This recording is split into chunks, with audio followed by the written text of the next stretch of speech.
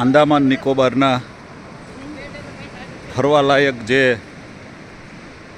Islands છે એ પૈકીના નીલ islands ઉપર આજે છીએ.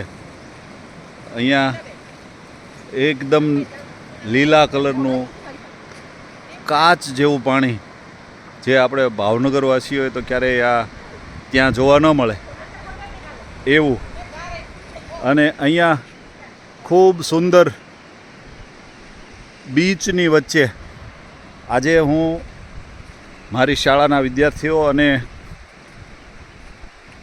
મિત્રો માટે અહીંનું જે પ્રવાસીઓનું આકર્ષણ છે એવા નેચરલ બ્રિજ એની મુલાકાત કરાવવા જઈ રહ્યો છું.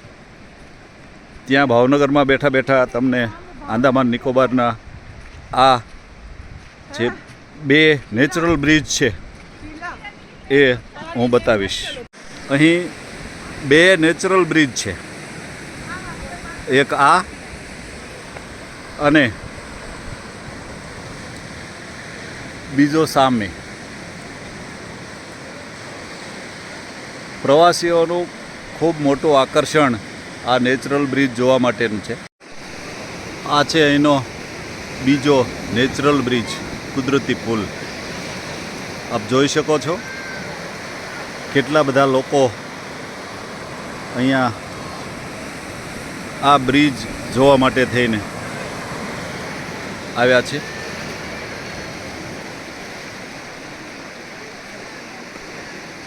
આપ કદાચ ભવિષ્યમાં અહીંયા આવી શકો કે ન આવી શકો, અને ઘણા લોકો આવ્યા પણ હશે, પણ આ દ્રશ્ય આપ સૌના માટે.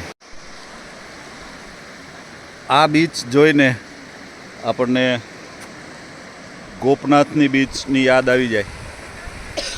એ પ્રકારની પથ્થરવાળી બીચ છે, અને એમાં પસાર થવું હોય તો તમારે નીચે જોઈને જ ચાલવું પડે. અમારી ટીમના એક મેમ્બરનું ધ્યાન દરિયાના મોજા ઉપર ગયું તો એ ભપ થઈ ગયા. તો ખૂબ ધ્યાન રાખીને ચાલવું પડે એવી આ પથરાળ બીચ છે. અને એ બીચની વચ્ચે આ જે નેચરલ બ્રિજ છે એ ખૂબ સરસ આકાર પામ્યા છે.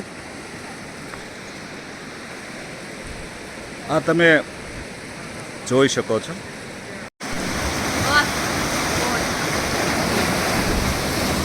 આ નજારો પણ જોવા જેવો છે.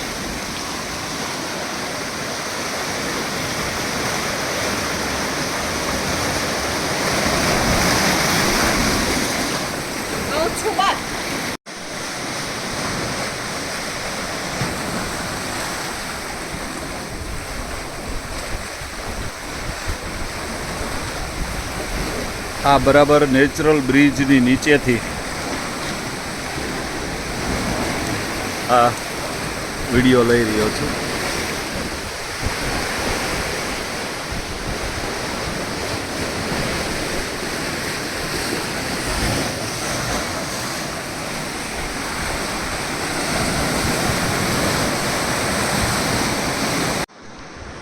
આવા દ્રશ્યો આપણે ત્યાં મહુવા, ગોપનાથ કે અન્ય દરિયા કિનારે ઓછા જોવા મળતા હોય છે. આ કુદરતી સૌંદર્યનો આપ સૌના માટે વિડીયો બનાવતા એને નજરે નિહાળવાનો અને એને માણવાનો લાભ પણ સાથે સાથે લીધો.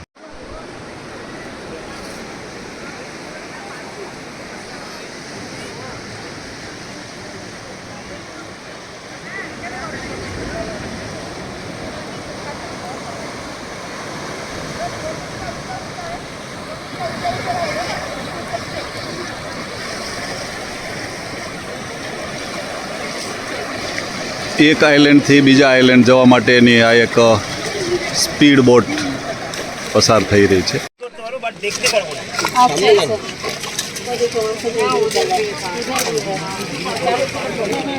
ये क्या है? पीला है हाँ, देखिए। इसका तार टेंटिकल अगर फिश टूट है। गया तो रीजनरेट होता है 15 डेज के अंदर। और इसका आइज नहीं होता मैम, ये सब सेंसर है इसका, कटा कटा देख रहे हैं, ये सेंसर है। इसका माउथ नीचे का तरफ होता है, माउथ दिखाता हूँ आपको, ये देखिए बीच में स्टार शेप में दिख रहा है, ये इसका मुंह है। तो ये फिश को कभी भी आपको ओपन में घूमता हुआ नहीं दिखेगा। અહીંયા ઘણી બધી વનસ્પતિ તમને જોવા મળે છે. એમાં આ છે સી પાઇનેપલ. આ એનું કાચું ફળ છે. આ પાકી જાય પછી એમાંથી લીકર બનાવવામાં આવે છે, એનો ઉપયોગ થાય છે.